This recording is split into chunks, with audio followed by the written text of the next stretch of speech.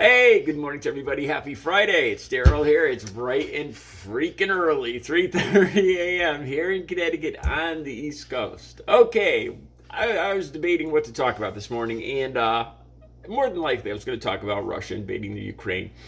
I came across a few stories. I'm going to talk about, you know how when you hear somebody say something stupid, and as soon as you hear it, you're like, wow, what? And then as the day goes on, it kind of subconsciously filters through your brain, and you realize the magnitude of the stupidity of what that person said.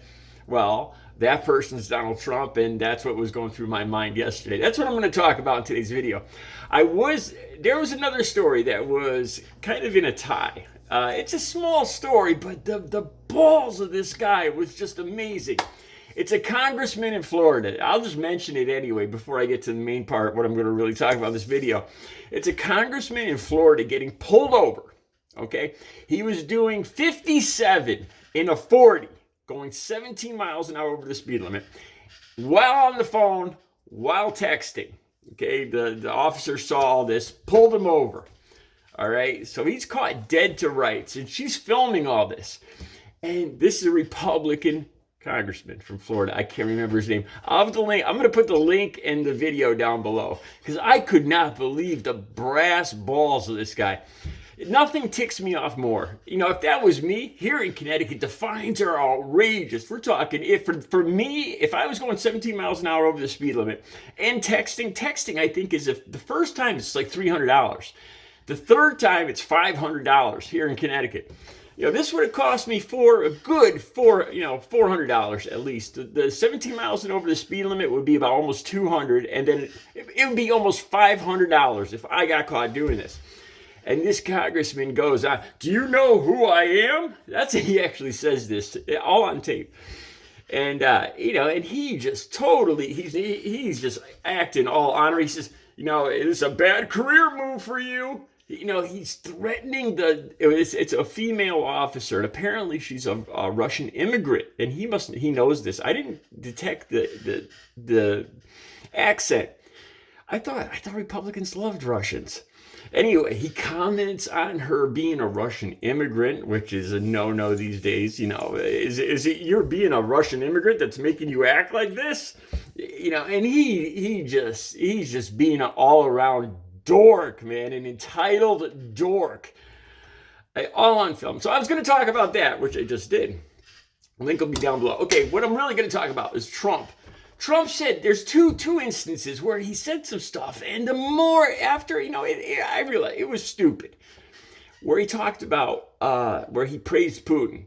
That's genius. But then he went on to say this, and this is the part that's just been circling in my brain. He said there was more. He says this. He was the United States president, right? President of the United States. The U.S. military is the biggest in the world, right?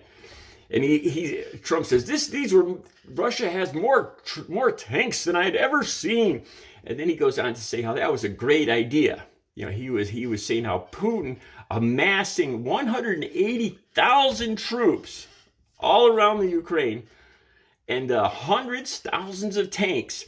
That was a great idea. Genius.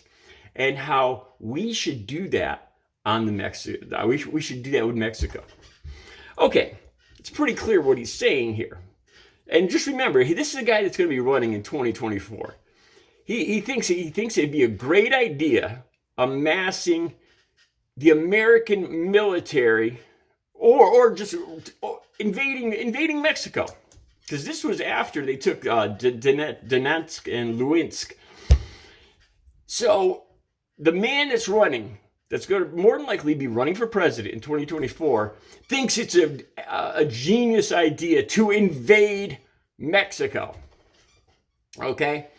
And there's the Trump supporters out there, but the fentanyl, but the illegal immigrants.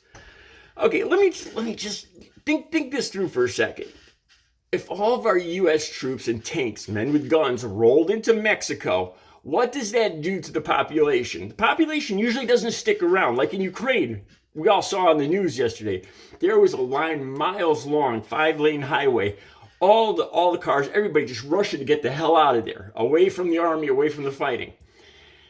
Now, that's what would happen in Mexico. So if we think that there's a lot of illegal immigrants coming in here now, the 1 million, 2 million, 3 million, whatever it is, just wait until you roll in a bunch, 100,000 of our military with tanks into Mexico. Where do you think those people are going to go?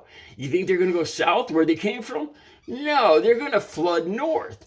This would create a much bigger humanitarian crisis, which is the reason they're coming to America right now. I could only see it as double or tripling not to mention invading our next door neighbor, who we haven't had a war with in over 100 years, is just ridiculous. This is the guy running, that's going to run for president, suggesting that we invade Mexico. But wait, Trump supporters are saying, well, maybe he was just talking about putting our U.S. soldiers on the border, the tanks, to stop the illegal immigrants. Okay, I looked this up this morning. The federal government owns very little land on the actual border. Most of it, 66%, more than 2/3 of it is privately owned. Okay, so picture this. Even Texans, how do you think they would respond to troops, to whole units and brigades, or whatever they're called, of troops and tanks taking over their farmland, their pastures, their farms, their land, and just rolling in with hundreds and thousands of soldiers and tanks onto their property? Because the U.S. government only owns this very small amount of property actually on the border, as we've seen with Trump taking Native American land and farmers' land and building this ridiculous wall.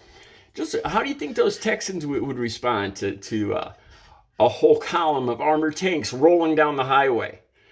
I think initially, this is a bunch of wussy beta males thinking that Trump is an alpha male and taking the tough route. No, this tough guy. This is what we do, and not thinking it through.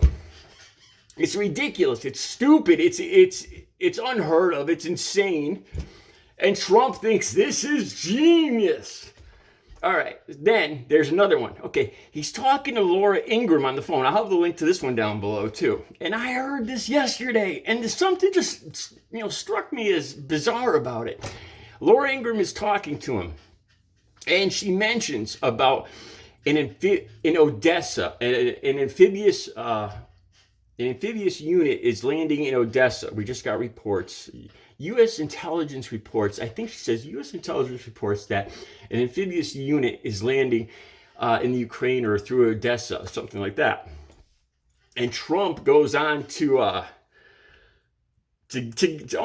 call her out, to say, well, listen, even the great Laura Ingraham shouldn't put this kind of information he thinks that the United States is invading the Ukraine. He thinks she's talking about the U.S. Army actually on amphibious units rolling into the Ukraine. This is the guy that was the president of the United States and wants to be the president in 2024. When I heard Laura Ingraham say this, immediately I had watched enough news. Just in the briefing that I had, I knew immediately what she was saying. That this amphibious, it was a Russian amphibious. I'd heard that. I knew that. I knew where the Russian, the situation. Trump, what the hell is he? He has no clue what's going on in Ukraine. What is he watching? Like old password reruns on the game show network? I got no idea. This is the guy that was the United States president. And I knew what Laura Ingraham was saying, and probably most of America knew. But Trump thought she was talking about a U.S. invasion by United States amphibious forces. And he took her to task. Well, even the great Laura Ingraham shouldn't put that on the news, that we're invading the Ukraine, that this is private U.S. military information. And Laura Ingraham kind of laughs it off. No, sir. I'm sorry.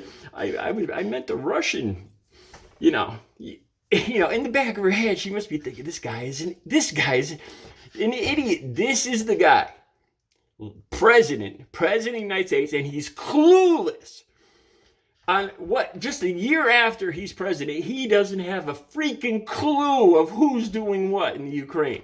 Besides for the fact that Putin is a genius. And he's never seen more tanks, like a fanboy. Putin's, and it'd be one thing if he was just settling into retirement in Mar-a-Lago and playing golf and just becoming senile like all the other presidents do. But he's actually considering coming back, and there's a chance he might win. And this is just running through my head all day yesterday. These two stories, the Laura Ingraham and the amphibious unit, he had no clue. He thought the United States was invading the Ukraine. The guy that's going to run for U.S. president. Clueless. And he thinks invading Mexico is a genius idea. Yeah. Wow. Until he actually makes it happen, and there's whole units and soldiers and armored vehicles rolling through Texas and New Mexico and Arizona and rolling into Mexico, and we'll see how great that goes over. We'll see if that stops the humanitarian crisis in Mexico. That should be, wow. All right, you guys have a great Friday. I'll be back later with another video.